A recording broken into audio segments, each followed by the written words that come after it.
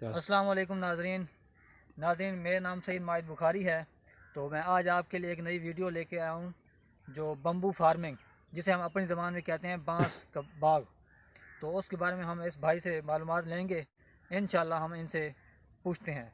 अस्सलाम वालेकुम। वालेकुम सलाम। कैसे हैं भाई? ठीक। क्या नाम है आपका? फलक शेर। माशाल्लाह माशाल्लाह।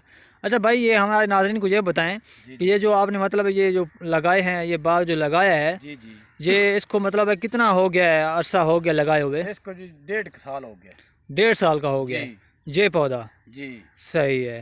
तो ये मतलब है आपने जब ये पौधा लिया था, कहाँ से लिया था आपने? ये जनाब अस हैड फकीरियों तो लिया। हेड फकर ये सरगोदा। जी जी। सही है। किन्ना का एक पिया सी? एक और से सन लद्दा ये बूटा 100 रुपए 100 रुपये का एक मिल गया सी। एक पौधा। अच्छा, तो अच्छे से अच्छा 100 रुपये का मिलता है, ये मतलब एक फर्क इन।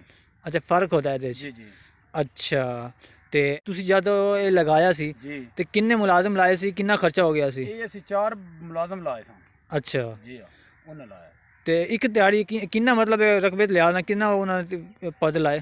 ਇਹ ਕਿੱਲੇ ਤੇ ਲੱਗਦਾ ਹੈ 130 ਬੂਟਾ। ਮਤਲਬ ਇੱਕ ਏਕੜ ਵਿੱਚ जी जी। ਕਿੰਨਾ ਬੂਟਾ ਲੱਗਿਆ? 100 100 ਬੂਟਾ ਲੱਗ ਜਾਂਦਾ ਹੈ। 100 ਅੱਛਾ, ਇਹ ਤੋਂ ਜ਼ਿਆਦਾ ਵੀ ਲੱਗ ਸਕਦਾ ਹੈ ਲੱਗ ਇੱਕ? ਸਕਦਾ ਹੈ, ਫੈਸਲਾ ਥੋੜਾ ਜਿਹਾ ਨੇੜੇ ਰੱਖਣਾ ਪੈਂਦਾ ਹੈ। अच्छा। ਉਹ ਜਿਹੜਾ ਇਹ ਬੂਟਾ ਹੈ ਨਾ, हाँ हाँ। ਇਹ ਹੁਣ 1.5 करोड़ ਤੇ ਲੱਗਾ खड़ा है। अच्छा अच्छा, ये बताएं नाज़रीन को, ये पौधे दूसरे इलाकों से भी मिल सकते हैं ना? जी जी मिल सकते हैं। सही सही। तो ये एक पौधा दूसरे पौधे से कितने फासले पे लगाना चाहिए हमें? एक 5 फुट तक रखना पड़ता। 5 फुट का फासला होना चाहिए। अच्छा, नाज़रीन को ये बताएं जी कि इसको मतलब पानी आप कितने दिन बाद लगाते हैं? जब पौधा लगा लेते हैं जी जी। एक, उसको बाद पानी 8वें डांग देना पड़ता। और मतलब कितने दिन के बाद देना चाहिए? 8वें दिन वापसी। 8 दिन के बाद पानी लगा देना जी चाहिए। जी इससे पहले भी लगा सकते हैं?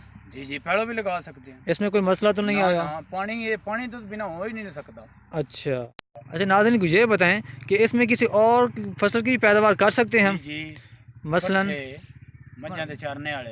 अच्छा भी इसमें उसका मतलब इन बांसों का कोई नुकसान नहीं होगा? ना ना, कोई नुकसान नहीं। छोटा ठीक। बांस है, विच कणक भी हो सकती है, अच्छा कद्दू की वाल हो सकती है, पेठे की वाल हो सकती है। अच्छा जिसमें वड्डा होसी साया देसी मोड़ कुछ है ना उसी। अच्छा, मतलब उसके बाद कितने अरसे बाद ये वड्डा हो जाएगा, तो उस तो बाद फसल ये जनाब 5 साल बाद तैयार है।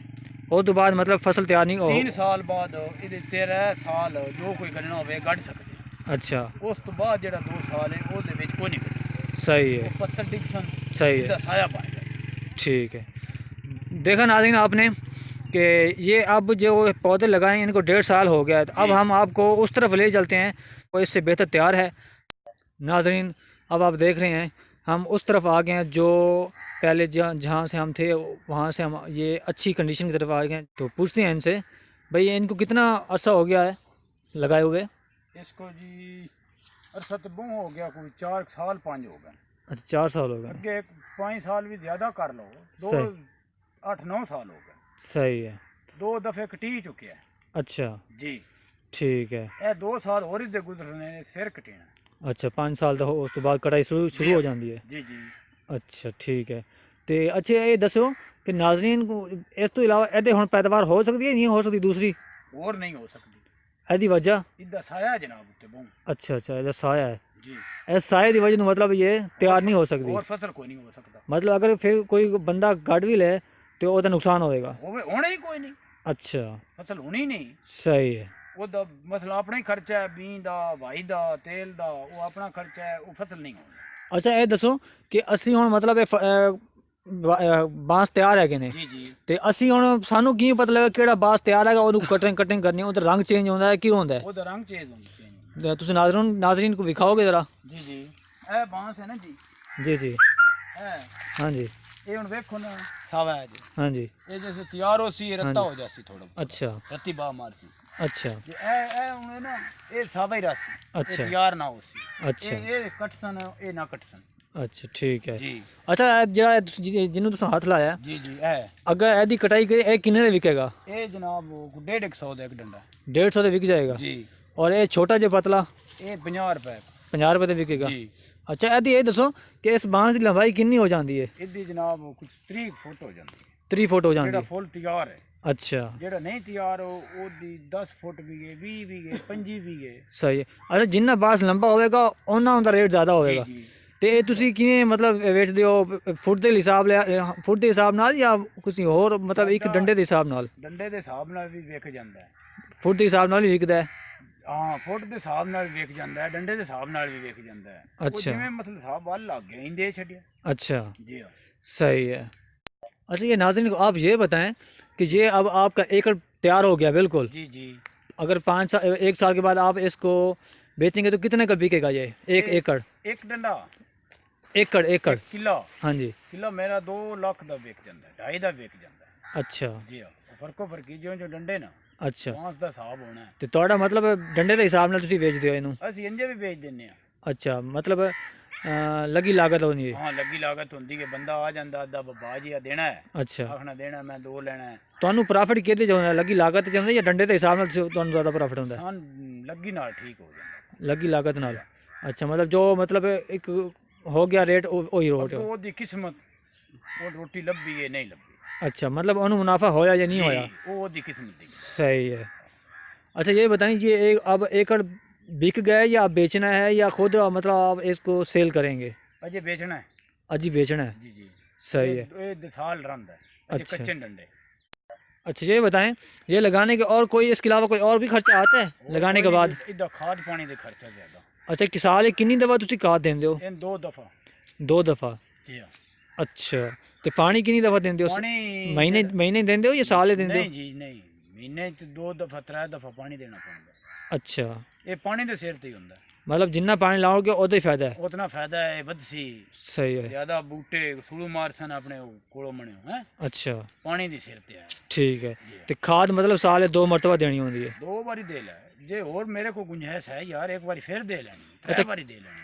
अच्छा, हुन किला है ना, हाँ उन दित्ती है 2 गुत्थियां। सही है। चार। गुत्थियां मतलब गट्टू? गट्टू 4 गट्टू। अच्छा, ते उन 6 महीने तो दी खुराक उन लभ जानी है, जिम्मी बाई रखनी है छोटा बांस ते। अच्छा इस खाद के अलावा कोई और भी चीज़ देंदे हो जी खाद के मुकाबले जो है गोबर है वगैरह? जी जी, वो भी सट्टी दा। अच्छा पर खाद जेड़ी वो लाजमी है। ਉਹਦੇ ਨਾਲ ਤੇਰਾ ਰੰਗ ਸ਼ੰਗ ਵੀ बेहतरीन सोना हो जाता है। अच्छा, वद्दा भी ये फुटदा भी बूम। अच्छा ये बताएं नाज़रीन को कि ये इसको मतलब कोई चीज़ नुकसान नहीं पहुंचाती है? कीड़ा वगैरह जैसे ये आम फसलों में पैदावार में होता है जो कि किसी को कीड़ा लग गया वो तबाह हो गई? इसको कीड़ा इन यार तो कोई नहीं यार, छोटे नहीं है, स्प्रे कर छो। अच्छा, बड़ा हो जाता मुड़ कुछ भी नहीं था। अच्छा इसको मतलब कोई चीज़ नुकसान नहीं पहुंचाती? अच्छा, इस नुकसान देना है साया जमीन ते फसल नहीं होने देना। सही है। ते और कोई नहीं नुकसान। मतलब ਇਹਦੇ ਤੁਹਾਡੇ ਮੁਤਾਬਿਕ ਕਿ ਇੱਕ ਦਵਾ ਇਹਨੂੰ ਮਤਲਬ ਲਾਓ ਤੇ ਫਿਰ ਮਤਲਬ 3-4 ਸਾਲਾਂ ਬਾਅਦ ਇਹਦੀ ਮਤਲਬ ਕਮਾਈ ਸਟਾਰਟ ਹੋ ਜਾਂਦੀ जी ਹੈ? जी। ਉਸ ਤੋਂ ਬਾਅਦ ਮਤਲਬ ਫਿਰ ਅੱਛਾ ਇਹ ਦੱਸੋ ਕਿ ਇਹਨੂੰ ਇੱਕ ਦਵਾ ਤੁਸੀਂ ਕੱਟਦੇ ਹੋ ਉਸ ਤੋਂ ਬਾਅਦ ਇਹ ਪੌਦਾ ਜੜੋਂ ਕੱਟਦੇ ਹੋ ਜਾਂ ਮਤਲਬ ਉਸ ਤੋਂ ਬਾਅਦ ਪੌਦਾ ਦੁਬਾਰਾ ਵੀ ਤਿਆਰ ਹੋ ਜਾਂਦਾ हाँ ਹੈ? जिना उतो ही कटना है, ਉਤੋਂ ਕੱਟਣਾ ਹੈ? उतो ही कट के ते फिर जनाब खाद पानी देना है। अच्छा, इस फिर तो अपने ठसूल मार लेने ने, फिर तैयार हो जाना। ये तो इंज है ना, ये 10 साल भी लगा जाता, 20 साल भी लगा। ये कारोबार प्रॉफिटेबल है? बिल्कुल जी। ये बार है 5 2 4 इतना तैयार होता जा, मतलब 3-4 सालों के बाद तैयार हो जाता जी है? जी। सही सही। मतलब आप ये इंजे ये लग गया जमीन, ये इंजे बच गई है अच्छा, और फसल कोई नहीं होना। सही है। तो इसका मतलब ये है कि एक बार इसको लगाएं उसके बाद मतलब इसको मतलब 3-4 साल के बाद इसको कटवाएं जो मतलब बेच दें एकड़, वो आपको प्रॉफिट जी है। जी इसमें सिर्फ पानी और खाद लगाना होता जी, है। गोबर। नाज़रीन आपने देखा, हमने आपको इस बम्बू फार्मिंग मतलब बांस के फार्मिंग के बारे में हमने आपको मालूमात दी। तो उम्मीद है कि आपको हमारी ये वीडियो पसंद आई होगी। तो लाइक करें और दोस्तों को शेयर करें। शेयर करने का ये फ़ायदा होगा कि आप दूसरों तक पहुंचाएंगे। मिसाल के तौर पर अगर आप ये देख रहे हैं लेकिन आपके पास ज़मीन नहीं है तो आप ये किसी दूसरे को ये सेंड करेंगे तो उसके बाद ये ज़मीन होगी, अगर वो आपकी इस वीडियो से फ़ायदा उठा लेगा तो आपको मिलेगा सदका जारिया हो जाएगा और वो इससे फ़ायदा उठा लेगा और वो भी अपना कारोबार चला लेगा। तो आप हमारे इस वीडियो को ज़रूर सब्सक्राइब करें। ठीक है नाज़रीन, हम अब चलते हैं नेक्स्ट वीडियो, हम आपको इस तरह हम आपको और भी वीडियो दिखाते रहेंगे।